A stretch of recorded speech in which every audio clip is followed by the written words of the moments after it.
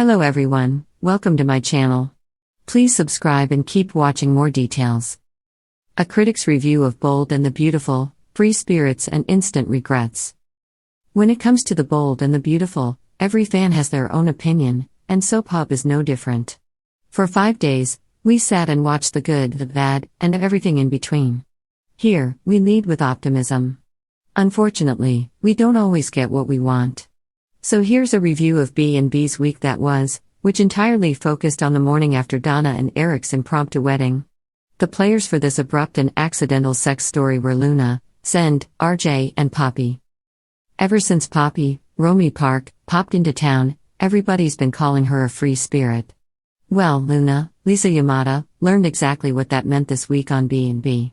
This accidental sex story, courtesy of Super Strong Mints, ignited much debate about consent in this matter, despite the characters absolving themselves of that aspect of this mess repeatedly. This isn't how I ever thought they'd create drama between RJ, Joshua Hoffman, Luna, and Zend, Delon Demetz. But now that it's happened, it's clear that the show had to work really hard to make all these events happen. Too hard.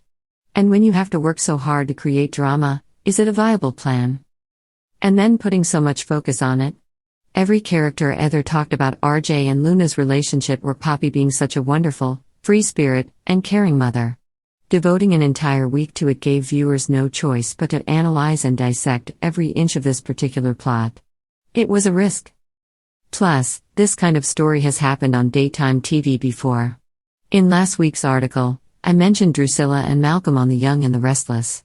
But you don't have to go that far to prove a point. It's happened multiple times before, on B&B. So why go back to this well?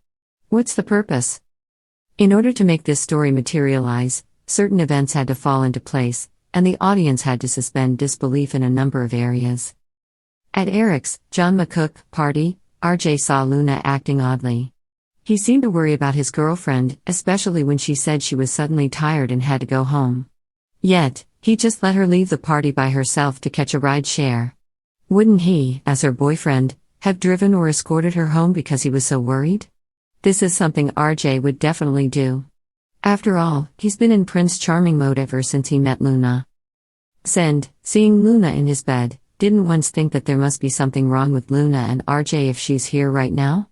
Why not ask her about it? Is the gatehouse really located right there? I don't know. Seems all too conveniently located for my tastes. How many of the edibles did Luna pop? It was multiple, right?